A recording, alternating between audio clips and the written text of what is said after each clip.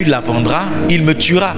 Et l'Éternel dit, tu amèneras avec toi une génisse et tu diras, je viens pour offrir un sacrifice à l'Éternel. Maintenant, suivez-moi bien. Quelquefois, derrière l'action qu'on pose, il y a un véritable sens qui est caché. Et si vous êtes un pasteur, vous devez savoir que quelquefois, les gens, comme les gens s'approchent de vous, il y a une autre signification réelle pour laquelle ils sont là, qui est très intentionnelle. Suivez-moi bien. C'est ce qu'on appelle la ruse. Ce que Samuel a fait ici, c'est une ruse. La ruse, c'est la capacité que vous avez par des circonstances ou bien par des paroles de cacher votre réelle intention. Quand les Gabaonites sont allés vers Josué pour faire alliance, ils ont dit à Josué, nous sommes un peuple qui vient de loin. C'est pas ça? Nous sommes venus, nous avons appris la puissance de votre Dieu, nous sommes venus faire alliance. Mais quand ils ont fini l'alliance avec Josué et le peuple d'Israël, c'est en ce moment-là qu'Israël s'est rendu compte que les Gabaonites c'était en fait des Cananéens. Ils étaient déjà sur le territoire.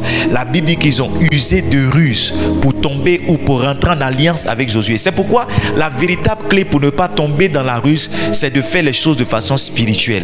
Interroger le Saint-Esprit pour savoir si la chose qui vient ne cache pas une intention ou bien ne cache pas quelque chose. Est-ce que vous êtes là? Verset 3. Verset 3. Tu inviteras Isaïe au sacrifice et je te ferai connaître ce que tu dois faire. Et tu oindras pour moi celui que je te dirai. Samuel fit ce que l'Éternel avait dit et il alla à Bethléem. Les anciens de la ville accoururent, effrayés au devant de lui et dit, ton arrivée annonce-t-elle quelque chose d'heureux? Verset 5. Il répondit, oui, je viens pour offrir un sacrifice à l'Éternel. Sanctifiez-vous et venez avec moi au sacrifice. Il fit aussi sanctifier Isaïe et ses fils et les invita au sacrifice. Vous savez, ici il y a deux mots invités. Amen. Il y a deux comment? Il y a deux mots invités. Pour voir quelqu'un dans un endroit bien précis, il faut l'y inviter. Yes. Pour voir quelqu'un dans un endroit bien précis, il faut faire quoi? Il faut l'y inviter. Amen. Verset 6. C'est une révélation que je partage avec vous plus tard. Lorsqu'ils entraient, il se dit en voyant Eliab. Suivez-moi très bien. Lorsqu'ils entraient, je suis Samuel. Amen. Est-ce que je peux avoir les fils d'Isaïe qui sont là? 2 ou 3 personnes, rapidement. Mettez-vous là. Je suis Samuel. Please help me with the baby.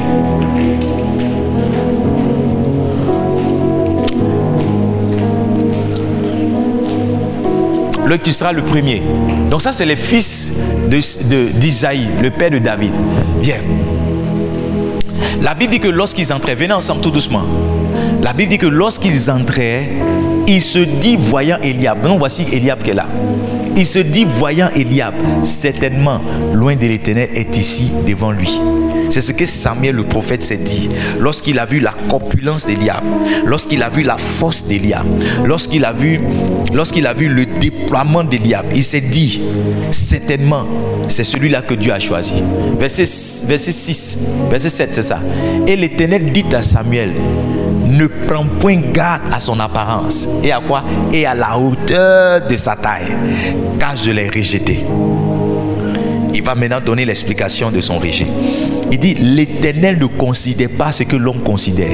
L'homme regarde à ce qui frappe les yeux. Mais l'Éternel fait quoi? Asseyez-vous. Mais l'Éternel fait quoi? L'Éternel regarde au cœur. Ça veut dire que si c'est Dieu que tu veux impressionner dans la chose que tu fais, si c'est Dieu que tu veux toucher dans la chose que tu fais, si c'est Dieu que tu veux affecter dans la chose que tu es en train de faire, ce n'est pas sur l'apparence d'abord que tu dois traiter, tu dois agir, mais c'est sur la qualité de ton cœur que tu dois travailler. Si c'est pour les hommes, il n'y a pas de problème. Il faut que la chose soit belle, il faut que la chose soit propre, il faut que la chose brille, il faut que la chose sente bon. Mais si c'est pour Dieu d'abord, si c'est Dieu que tu veux toucher dans ce que tu fais, tu dois travailler sur ton cœur.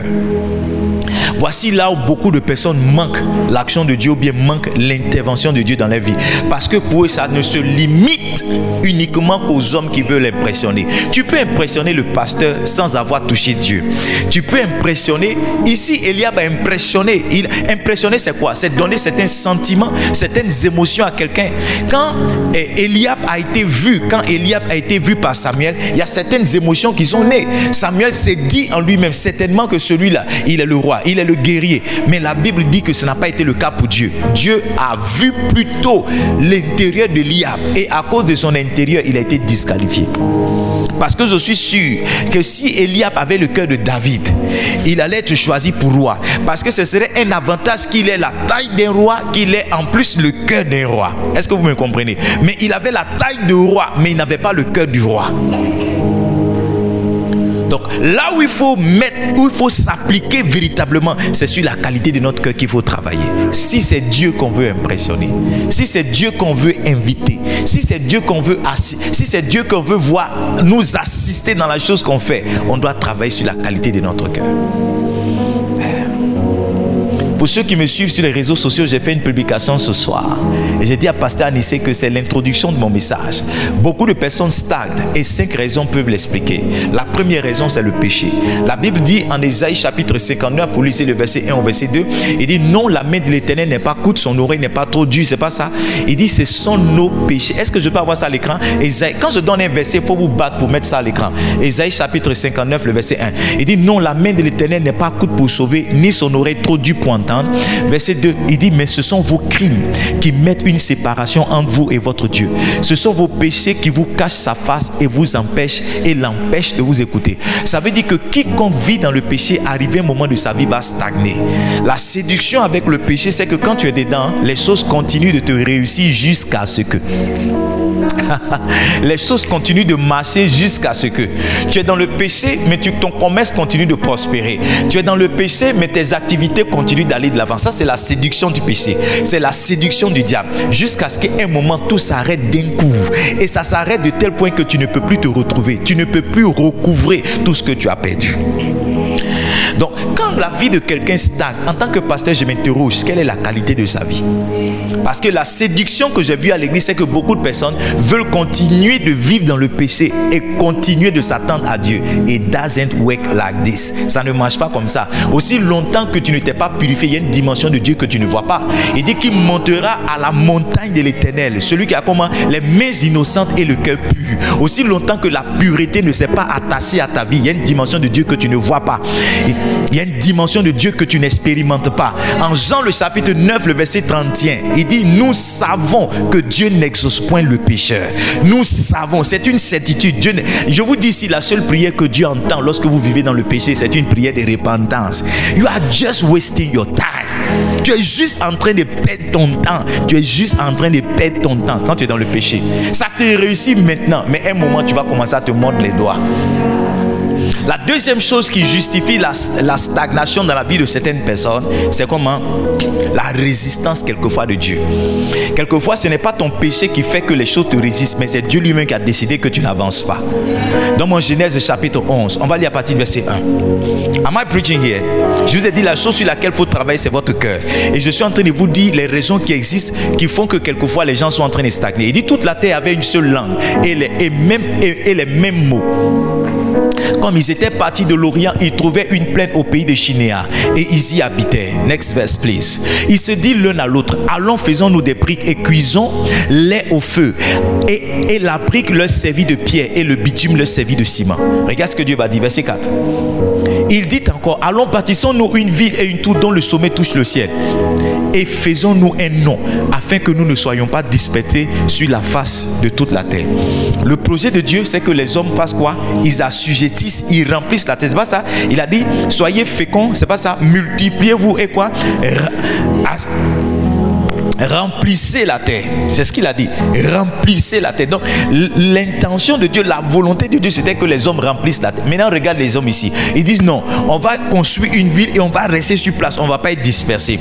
Quelquefois, la résistance de Dieu vient parce que toi, tu t'es donné un autre projet qui n'est pas le projet de Dieu.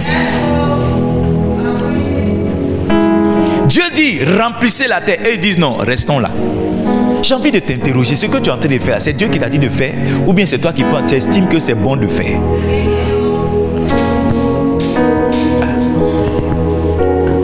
Verset 5. Regarde ce que Dieu va dire maintenant. Parce que tu sais, quand Dieu t'a laissé le temps de réaliser toi-même que la chose que tu fais, il n'est pas dedans, et que tu n'as pas pris la décision qu'il faut, Dieu lui-même vient te résister. Il te donne un temps, il t'interpelle. Comme le message que je suis en train de prêcher comme ça ce soir, c'est une interpellation pour quelqu'un pour dire non, ce que tu es en train de faire, je ne suis pas dedans.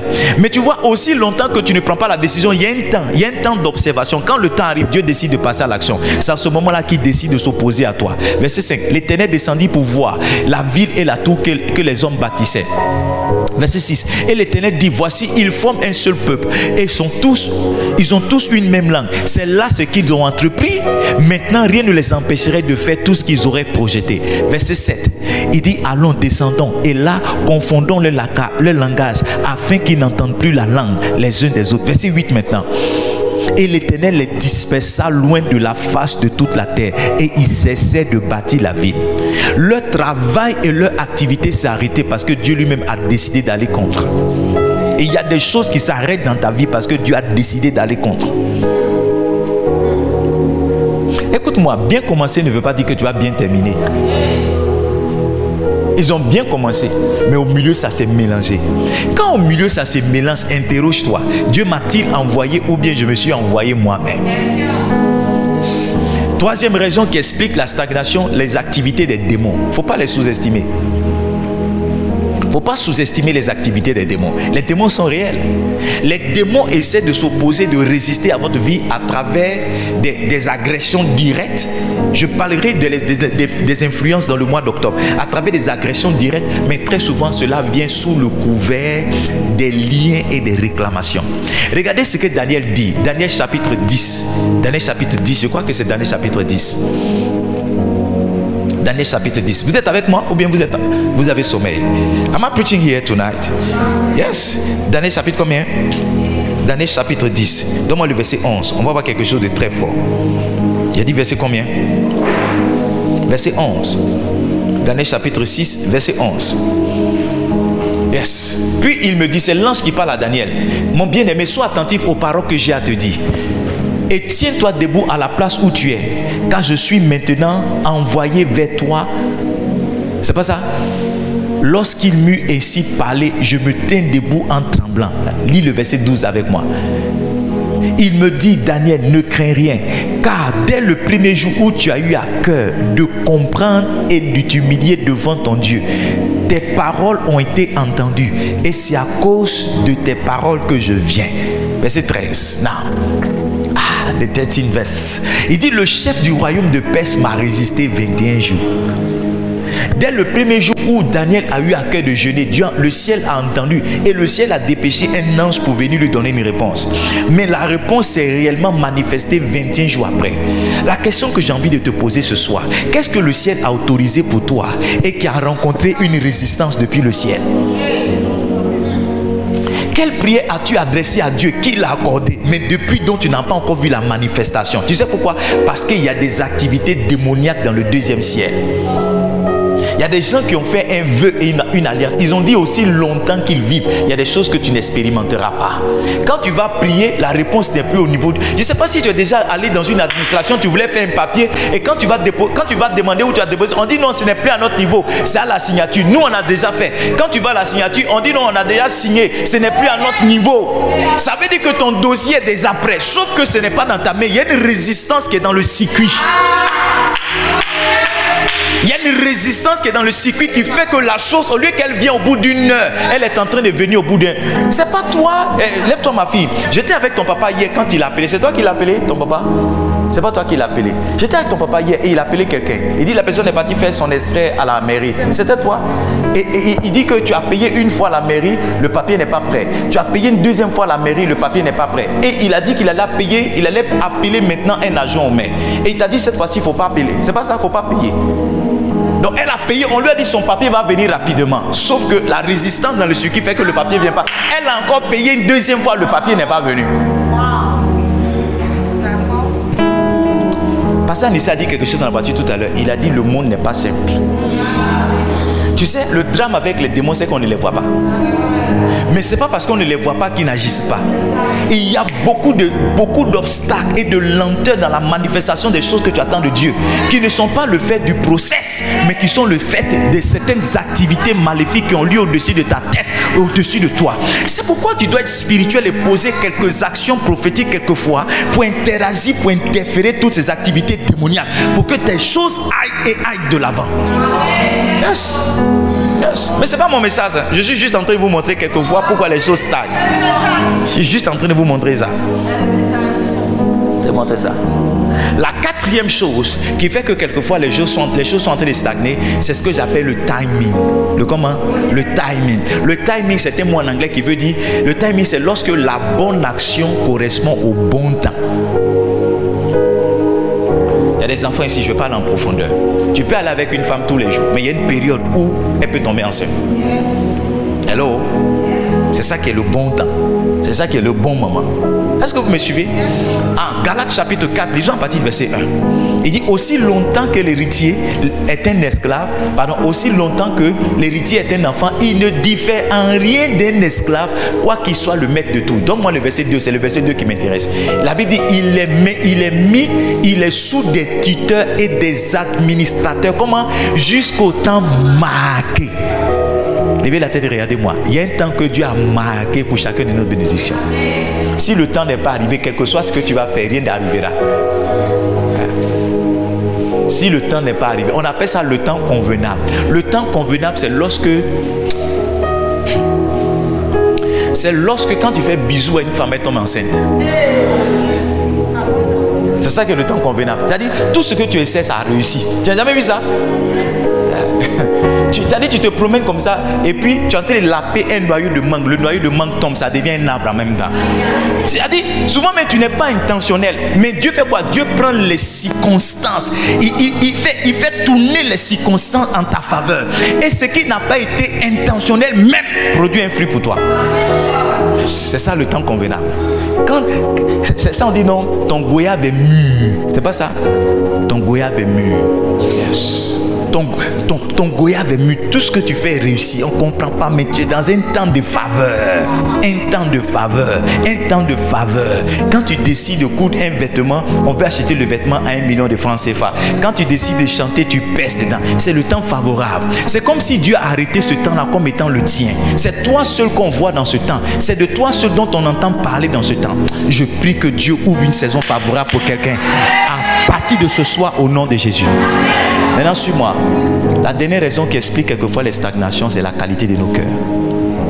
Il y a des choses que Dieu doit te donner, mais qui doivent correspondre à la qualité de ton cœur. Aussi longtemps que la qualité de ton cœur ne matche pas avec la chose que Dieu a arrêtée pour toi, tu vas beau prier. Tu vas beau prier, ça ne marchera. Je suis sûr que si Eliab avait la qualité que David avait, la royauté allait tomber sur lui. Dieu lui a dit, c'est vrai, il a la taille, mais la royauté là, il n'a pas le cœur pour ça. Je vous dis la vérité, le secret entre les hommes de Dieu, c'est la qualité de leur cœur. Pourquoi un type a plus, un tel type de personnes et un autre n'a pas autant de personnes? C'est la qualité de leur cœur. Yes. Quelquefois tu entends les hommes de Dieu parler et puis tu comprends pourquoi lui là, il n'a pas un certain niveau d'influence et d'impact. Parce qu'il n'a pas, Dieu, il n'a pas encore le cœur. Il n'a pas encore le cœur. Il n'a pas encore le cœur. Il n'a pas encore le cœur. Maintenant, la question, c'est comment on fait pour avoir le cœur. La première action que Dieu fait pour avoir le cœur, la première action que Dieu fait pour te donner le cœur qu'il faut, c'est-à-dire quand toi-même, tu n'as pas décidé de faire le travail qu'il faut, Dieu te fait passer par ce travail-là, forcément. C'est le travail de l'humiliation, le travail de l'injustice, le travail de la frustration. Le travail de quoi? L'humiliation, le travail de l'injustice et le travail de la frustration. J'ai envie d'ajouter dessus l'offense. Quand tu n'as pas décidé toi-même de présenter ton cœur à Dieu pour qu'il le nettoie, il vient le nettoyer. Tu sais, quand ce n'est pas ton initiative, ça fait plus mal. C'est pas ça? Quand tu décides d'aller payer le crédit de quelqu'un, c'est préférable que lorsque la personne vient tomber sur toi. C'est pas ça? Donc quand ce n'est pas à ton initiative que c'est à l'initiative de Dieu, Dieu fait la chose pas à ta convenance. Parce que quand c'est à ton initiative, tu peux faire à ta convenance. Tu peux prier 30 minutes chaque jour à ton rythme. Mais si tu peux prier 15 minutes chaque jour, parce que c'est ce que tu peux. Mais quand Dieu vient, il va te mettre dans une prière de 3 heures. Il va te donner un gourmet qui va faire que quand tu seras dans la chambre, tu ne voudras plus sortir. La seule alternative que tu auras, ce sera de prier pendant 3 heures. Je vais vous dire la vérité. Le travail des frustrations, des offenses. Je vais vous dire, écoutez-moi, la dernière frustration que vous avez vécue n'est pas la dernière. Non, non, non, il y a encore une frustration plus grande qui arrive. La dernière offense que vous avez eue dans cette église n'est pas la dernière. Il y a encore une offense qui arrive. Parce que dans la préscience et dans la sagesse de Dieu, ce sont des mécanismes qu'il a mis en place pour aider les enfants de Dieu. Allons-y ensemble dans le livre de 1 Corinthiens. Permettez-moi de lire le chapitre 6. Je vais lire pour vous à partir du verset 5. Vous êtes ici, je peux parler. Je suis en train de vous donner les clés pour avoir le cœur qu'il faut. Pour avoir comment? Le cœur qu'il faut. Je le dis à votre honte. Ainsi, il n'y a parmi vous pas un seul homme sage qui puisse prononcer entre ses frères. Mais un frère plaide contre un frère, et cela devant des infidèles. Le contexte ici, c'est quoi? L'apôtre Paul est tenté de dire aux Corinthiens que ce n'est pas normal que entre deux frères vous ayez des problèmes et que vous partiez à la justice. Il dit vous devez trouver quelqu'un dans l'église qui est sage pour qu'il soit capable de régler le problème qui existe entre vous. Maintenant il va dire, même ça encore là, vous devez comprendre l'intention que Dieu a pour envoyer quelquefois des injustices et des palabres au milieu de vous. C'est pourquoi il nous donne maintenant le verset 7. Verset 7. Il dit c'est déjà un défaut chez vous que d'avoir des procès les uns contre les autres. Et puis il dit, pourquoi ne souffrez-vous pas plutôt quelque injustice? Tu veux régler l'affaire là même, mais pourquoi toi-même là, ça ne peut pas te faire mal un peu? Pourquoi toi on ne peut pas te faire mal? Pourquoi toi tu peux pas avoir raison et puis ça ne va pas aller quelque part? Pourquoi forcément on doit toujours te donner raison? C'est ce que l'apôtre Paul dit. Il dit, pourquoi ne vous laissez-vous pas plutôt dépouiller? Ça veut dire que quand Dieu veut te dépouiller des souilles qui sont sur ton cœur, il te fait passer par quelques injustices. Il te fait passer par un problème où tu as raison, mais on ne te donne pas la raison. Les pleurs qui sont en train de sortir parce que tu as mal là, c'est des pleurs de délivrance. Dieu est en train de te donner encore un cœur plus léger. Il est en train de te donner un cœur plus mou. Parce qu'il veut t'envoyer quelque part, mais le cœur que tu as est trop dur pour qu'il t'envoie là. Donc il te met dans une situation où tu as raison, mais on s'en fout de ta raison. Il te met dans une situation où tu as raison, mais on t'accuse d'être encore le coupable. Dieu est en train de te dépouiller. Le dépouillement de Dieu fait plus mal que la résolution qu'un homme a quelquefois de passer lui-même par l'humilité.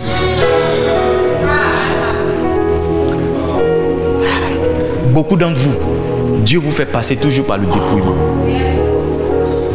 Dieu m'a montré cette référence, ça m'a aidé lorsque j'ai été victime d'une grosse frustration.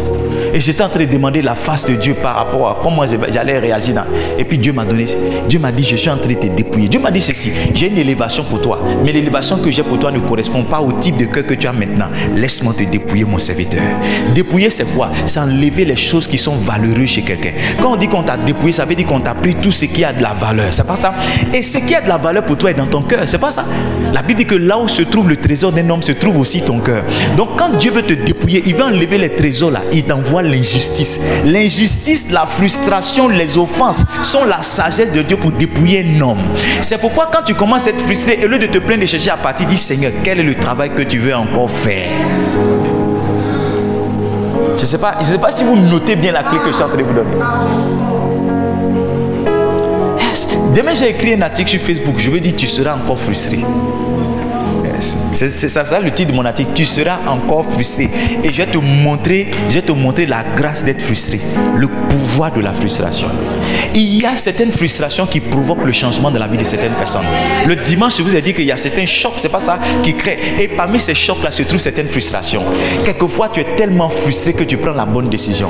Tu te dis, à partir d'aujourd'hui, telle chose ne m'arrivera plus. À partir d'aujourd'hui, telle chose ne m'arrivera plus. Peut-être, par exemple, tu n'étais pas bien vêtu et tu es arrivé quelque part à cause de ton vêtement, tu as dit reste à la porte. Quand tu es frustré, mais tu dis dans ton cœur, à partir d'aujourd'hui, ils vont voir simplement maintenant. Je n'ai pas bien mesuré les fêtes là, je me suis habillé n'importe comment pour venir. Ils n'ont qu'à se tromper la prochaine fois. Ils vont voir Cendrillon. Ils vont voir Cendrillon apparaître.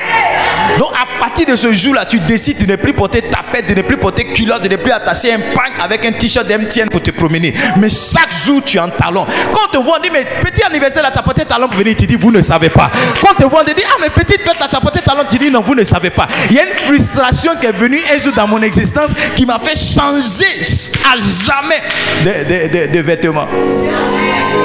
Je ne sais pas si c'est prêche ici. Hein? C'est ça le pouvoir de la frustration. Si on t'avait conseillé, tu n'allais pas accepter. Mais Dieu a fait de telle sorte que tu sois tellement blessé que tu as dit jamais ça là, ça va se reproduire encore. Jamais ça va se reproduire encore. Jamais ça va se reproduire. Je pense que je peux arrêter mon message là. Parce que c'est une clé pour beaucoup de personnes. Il y a beaucoup de personnes qui ne savent pas pourquoi elles sont frustrées. Dieu est en train de t'aider. Quand tu es frustré, la frustration, c'est l'aide de Dieu. La frustration, c'est l'aide de Dieu. Oui, l'offense, c'est l'aide de Dieu. Quand tu ne sais pas manager ça, tu laisses Satan rentrer. Parce que là où l'offense devient un problème, c'est lorsque tu médites sur la douleur et celui qui a causé la douleur.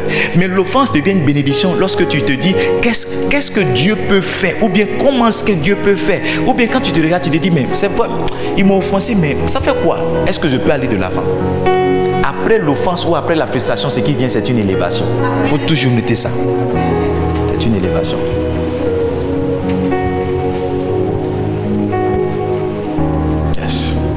Tu veux avoir un cœur doux? Accepte la frustration, accepte l'offense, accepte l'humiliation comme étant le plan de Dieu pour t'envoyer quelque part.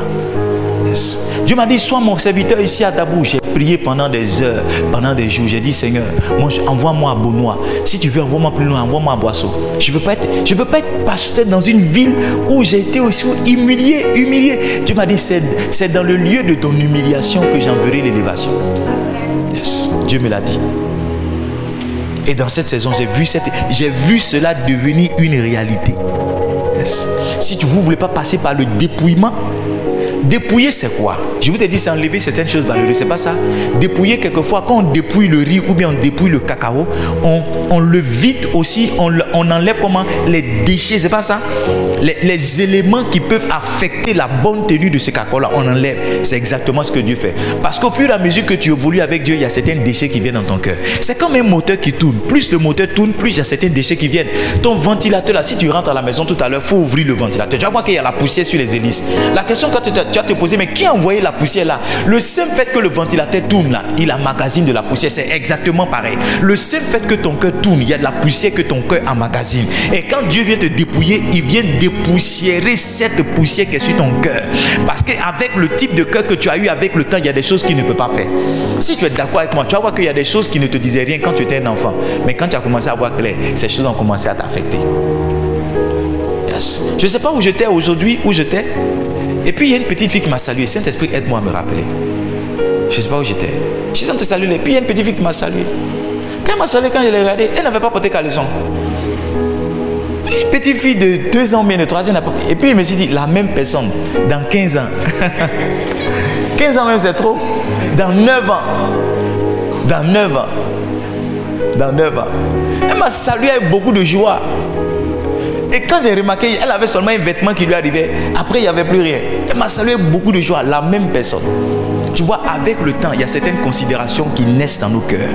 Il y a certaines choses auxquelles on ne prêtait pas attention, mais qu'on commence à regarder. Quand tu étais célibataire, ça ne te disait rien d'eux. Quand tu étais un enfant, ça ne te disait rien d'eux.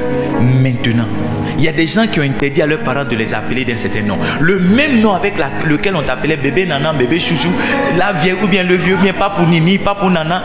Le même nom, quand on te dit pas pour la tu cours pour venir prendre biscuit. Maintenant tu dis non, pas pour maman, faut arrêter. Je te dis, faut pas m'appeler comme ça. Je te dis, maman, je sais que je n'ai pas là. Je te dis, faut pas m'appeler. Et ce qui va te tuer même, c'est quand on t'appelle comme ça devant tes amis. Je suis allé une fois dans l'école d'un de mes enfants et j'ai dit à son professeur, il y a mon bébé qui est ici. Mon enfant m'a dit, papa, faut pas m'appeler bébé. J'ai dit, mais tu n'es pas mon bébé. Il dit, je suis ton bébé, mais devant mes amis, il ne faut pas dire mon bébé. Il dit, faut pas dire mon bébé. Quand il sait mes amis, il ne faut pas dire mon bébé. Est-ce que vous comprenez? Vous comprenez? Quand je disais bébé avant, il disait que mon papa m'aime. Maintenant que je dis mon bébé, il a l'impression que son papa est en train de le honir. Il a l'impression que son papa est en train de le dévaluer. Tu vois, c'est ces changements qui sont venus dans nos cœurs. C'est pourquoi Dieu envoie le dépouillement, pour qu'on ait à nouveau le cœur d'enfant qu'on avait. Parce que si un homme, la véritable humilité, c'est la capacité qu'un homme a de redevenir un enfant.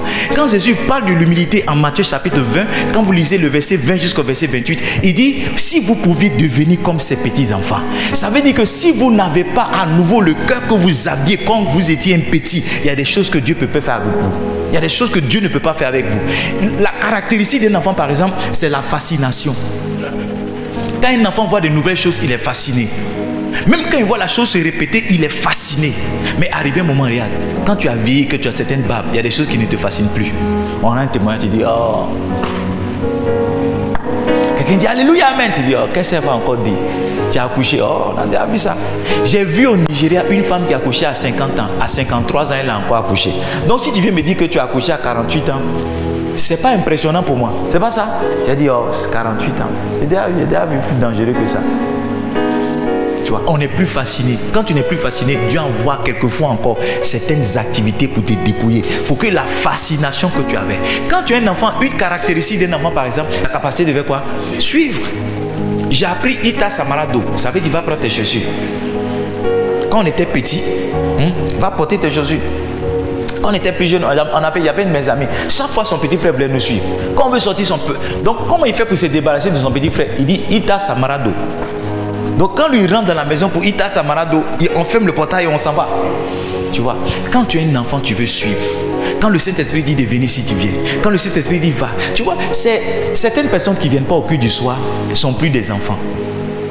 C'est le message. Parce que ces personnes ne suivent plus. Ne sont plus des enfants. Et tu vas voir, parmi les gens qui sont beaucoup frustrés à l'église, ils ont un point en commun, ils ne viennent pas le culte du soir. Si, ils ne viennent pas. Ceux qui sont beaucoup frustrés, je t'ai dit ça à partir de Dieu, il faut regarder. Ils ne viennent pas au culte du soir. Et la frustration que Dieu envoie, c'est pour les aider à suivre facilement. À suivre facilement. C'est pourquoi, regarde-moi, lorsque la crise que tu fais, lorsque tu étais frustré, il y a un regret qui naît dans ton cœur. Il y a un regret qui naît dans ton cœur. Tu comprends qu'en réalité, la frustration, c'était une séduction pour te séparer de quelque chose auquel Dieu voulait t'attacher. Dans le feu de l'action, tu es fâché. Tu dis, oh, il a fait ça. Oh, elle a fait ça. Il a fait ça. Elle a fait ça. Il a fait ça. Mais quand ça passe un peu, quand le goût même passe un peu, que tu t'assois, tu réfléchis un peu, tu comprends que Dieu est en train de faire un travail. Mais tu as laissé Satan te séduire. Vous voulez avoir un bon cœur? Vous voulez protéger votre cœur? Acceptez que Dieu vous dépouille par moment. Acceptez que Dieu vous dépouille. Acceptez de passer sur, comment on appelle ça, la table opératoire. C'est pas ça? Comment on appelle ça? Le bloc opératoire. Acceptez que le bistouri du Seigneur puisse tracer votre épaule et sortir. Ça fait mal parce que Dieu le fait sans anesthésie. Ça fait mal. Il ouvre ton cœur et il enlève de ton cœur toutes les souillures. Il enlève de ton cœur tous les trésors. Tout ce à quoi tu accordais de l'importance, Dieu enlève ça. Yes.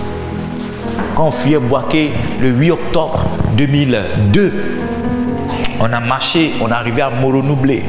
Quand on est arrivé à Moronoublé, on a eu une voiture qui nous a pris 1500 francs chacun, qui nous envoyait à Didier-Vie. On est arrivé à Didier-Vie dans la nuit. Et on s'est couché à l'église catholique de Didier-Vie. Et le matin, quand on s'est réveillé, il y avait une jeune dame qui se faisait voir dans la guerre. Vous savez, les jeunes sœurs qui ont atteint la puberté, qui commencent à avoir certaines rondeurs, le fait qu'elle ait des rondeurs, ça les fatigue. Donc, dans la guerre aussi, elle se faisait voir. Elle marchait ici, elle marchait là, elle rentre ici, elle se roule là, elle se roule là. Sauf que tous les mouvements qu'elle était en train de faire, sa fermeture éclair derrière était ouverte, elle ne savait pas. Donc, j'ai dit à ma petite sœur, je dis, Rachou, il faut dire à la dame là que sa fermeture est ouverte. Donc, ma soeur aussi, au lieu de s'approcher d'elle, ma soeur reste loin. Elle dit, ma chérie, ma chérie, ma chérie. Et quand elle se retourne, elle dit, ta fermeture, ta fermeture. Elle dit, merci. Quand elle dit merci comme ça, ma petite soeur dit, non, c'est pas moi qu'il faut dire merci, c'est mon grand frère qui a vu. C'est-à-dire, elle accordait de l'importance à tout ça. Quand ma petite soeur a dit, on l'a plus vu. L'affaire de guerre, on l'a plus vu. Elle est rentrée dans un trou. Elle est comment? Elle est rentrée dans un trou. C'est-à-dire, elle s'est cachée. Tu vois, tout ce à quoi elle accordait de l'importance, Dieu a envoyé une forme d'humiliation là-dessus comme ça. Ce que tu considères comme un trésor là, tu es en train de te promener ça, tout le monde a fini de regarder, tout le monde a fini de rincer ses yeux. Maintenant, elle est rentrée dans un trou. C'est exactement ce que Dieu fait quand il veut travailler sur le cœur de certaines personnes. Tout ce qui est pour toi comme de la considération, Dieu vient t'enlever ça à un coup. Et il permet à tout le monde d'avoir accès à ta nature la plus saine. Ah, il n'y a plus DG sur ton nom. Maintenant, on t'appelle Marus. Avant, on t'appelait Monsieur Conan Kwasi Marus. Ou bien on disait boss, ou bien on disait DG. Maintenant, là, Dieu a tout enlevé. Même DG, même, on ne te dit pas. Quand un petit te voit, il dit Marusco, tu dis, hey, je suis tombé, oh, je suis tombé, oh. Le tomber, là, c'est l'action de Dieu pour t'aider. Parce qu'il y a une élévation que Dieu veut te donner, mais ton cœur ne correspond pas à ça. laisse-le te fléchir, laisse-le te descendre, laisse-le te déchirer. La Bible dit, lisez pour moi avec moi Philippiens partie chapitre 2. La Bible dit que Jésus était l'égal de Dieu, mais il ne s'est point considéré comme tel. Dieu l'a mené à un niveau tellement bas qu'il est né dans une étable. La Bible dit qu'il n'y avait pas de place à l'hôtellerie, à l'aubergerie. C'est pas parce que Marie n'avait pas d'argent, ou bien c'est pas parce que Joseph était pauvre, c'est parce qu'il n'y avait pas de table. Dieu l'a fait naître dans des cacas de moutons et de cabris et d'ânes sauvages. Yes. Parce que tout ce qui est pour toi comme une couronne, lorsque tu ne sais pas la déposer pour que Dieu te donne une couronne plus grande, Dieu me vient arracher la couronne. Et tu vois, quand Dieu vient arracher la couronne, il n'arrache pas la couronne simplement, il arrache avec ta tête. Il arrache ça avec ta tête. C'est ça qui fait la douleur. Il arrache ça avec ta tête. Et puis maintenant, il te permet d'avoir une autre tête, un peu plus grande, qui va porter une plus grande couronne qu'il va te donner. Yes, après l'humiliation vient l'élévation. Notez ça quelque part. Si vous avez été humilié une fois, moi je suis venu vous dire que dans le même endroit, vous serez élevé. Si vous avez été spolié une fois, je suis venu vous dire que dans le même endroit, vous serez acclamé. Mais acceptez. Maintenant, suivez-moi bien. C'est votre capacité à accepter qui définit le temps que Dieu va faire avec vous. Plus vite, plus tôt vous acceptez, plus vite Dieu travaille avec vous. Mais quand vous n'acceptez pas, quand il y a des divisions, il y a ceci, il y a cela, quand il y a toutes ces choses-là, ça prend encore plus de temps. Ça prend encore plus de temps. Yes. Yes. C'est pourquoi quand tu es frustré, c'est où tu as mal. Tu n'as pas mal à la tête, tu as mal au cœur. Hein, Sonny? Yes. Quand tu es frustré, quand tu es offensé, tu as mal où ça? Tu n'as pas mal à la tête, tu as mal au cœur. Ce mal que tu sens, c'est un travail que le Saint-Esprit est en train de faire. Il est en train de presser. Imagine-toi. Tu vois, quand tu laves ton habit là, c'est comment tu presses. Presque. Imagine-toi que à partir de ce soir, c'est ton cœur qui est dans les mains de Dieu. Chaque fois que tu seras en train de presser un habit là, il faut te dire que c'est la même chose que Dieu fait à ton cœur. L'eau que tu fais sortir du vêtement pour que ça sèche. Parce que personne ne porte un vêtement mouillé, c'est pas ça? Personne ne porte. Donc pour que Dieu puisse t'utiliser là, il va faire sortir toute l'eau qui est en toi. Pour que tu sèches vite. Pour que tu sèches. Tu sèches. Souvent sur moi, tu as séché l'habit, non? Amen. Quand tu vas toucher, ça n'a pas encore séché un peu. Tu prends encore, c'est pas ça? Nous, quand on pressait nos jeans, souvent tu mets le jean entre tes jambes comme ça. Qui a fait ça? Qui a fait ça? Souvent tu retournes le jean encore. Tu presses. Souvent on prenait à deux. Vous tournez comme ça. C'est pas ça? C'est exactement ce que Dieu fait avec ton cœur. Quand une seule frustration n'a pas suivi, n'a pas servi, il envoie une deuxième. Pour que deux personnes. C'est-à-dire, souvent tu vas voir avec quelqu'un pour dire non, tu penses que tu vas avoir du secours chez cette personne en expliquant le problème. Tu dis, regarde ce que le pasteur a fait. La personne te blesse encore pour mettre dessus. Yes. Dieu est en train de presser. Il est en train de presser. C'est quand on presse la graine d'olive que l'huile d'olive sort. C'est quand on presse la graine de palme que l'huile de palme sort. C'est lorsqu'on presse la graine de raisin que le vin sort. Si Dieu ne peut pas te presser, les choses qui sont valeureuses ne peuvent pas arriver à ta vie. L'huile d'olive n'a pas le même prix qu'une graine. Une graine d'olive, ça n'a pas le même prix. L'huile de palme n'a pas le même prix que des graines de palme. Quand c'est pressé, c'est pas ça, sauter, revenir. Sauter, revenir. Le fait qu'on saute et revenir là, on ajoute du prix dessus. Donc pour que c'est du prix là, tu es sauté une fois et tu es revenu deuxième fois. C'est le travail du Seigneur pour te donner le cœur qu'il faut pour qu'il travaille avec toi. Il n'y a personne, tu veux, moi je suis en train de finir mon message. Il n'y a personne ici pour qui Dieu n'a pas une grande destinée. Mais les grandes destinées sont toujours fonction de la qualité de cœur. Acceptez d'être pressé par le Seigneur. Ce jeune homme que vous voyez devant vous, Dieu m'a pressé et il continue de me presser. Il continue de me presser. Il continue de me presser. Quand je pense que c'est fini, il y a une autre affaire qui vient encore. Quand je pense que c'est fini, je vais respirer, il y a une autre frustration qui vient encore. Quand je pense que c'est fini, il y a une autre chose qui vient encore. Ça vient, ça ne finit pas. Ça vient, ça ne finit pas. ça vient, ça ne finit pas. Parce que pour chaque élévation, Dieu a besoin d'une qualité de cœur. Et quand nous-mêmes, on n'a pas préparé ce cœur-là, Dieu nous fait passer par son opération. Et c'est là qu'on sent des douleurs. On va se tenir debout ce soir, on va prier.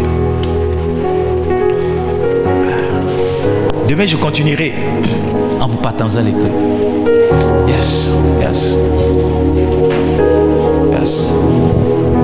Suis-moi. Suis-moi. Suis-moi.